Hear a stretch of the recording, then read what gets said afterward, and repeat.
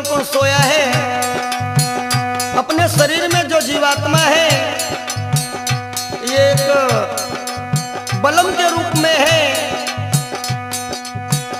और इस जीवात्मा के साथ में यानी इस बालम के साथ में सोने वाली सद्वृत्ति एवं असद्वृत्ति दो जनी बलम संग सोए गई, दो जनी बलम संग सोए गई, दो जनी।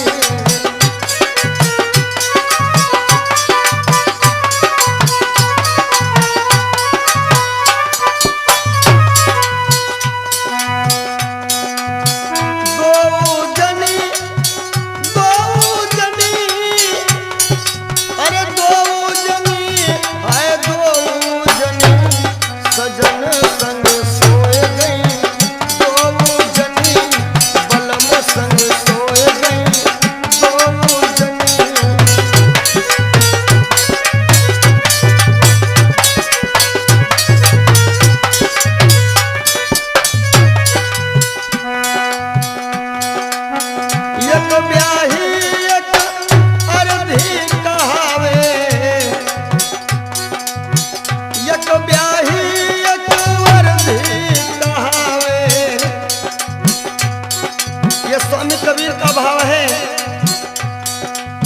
यानी स्वरूप बृहस्पति और अर्धी जो है एक ब्याही एक अर्धी कहावे, दोनों सुगम सुहाग भरी, दोनों सुमजे सुहाग भरी, बलम संग सोए गई, दोनों जनी बलम संग सोए गई, दोनों जनी।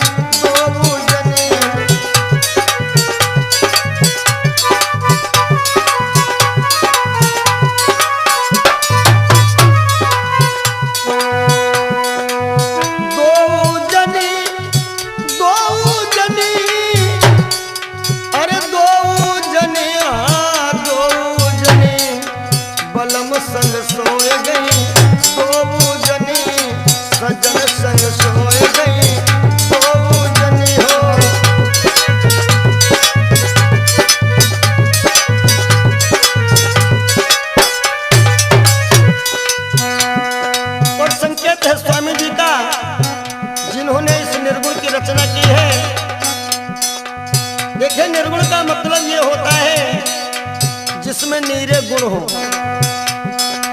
नीरे गुण यानी वही है निर्गुण। कुछ लोग तो अर्थ लगाते कि निर्गुण में कोई गुण ही नहीं है, लेकिन जिसमें कूट कूट करके ही गुण भरे हुए हो यानी नीरे गुण, उसी का नाम है निर्गुण। कहा तो कबीर सुनो भाई साधो। स्वामी कबीर कहते हैं इन शब्दों को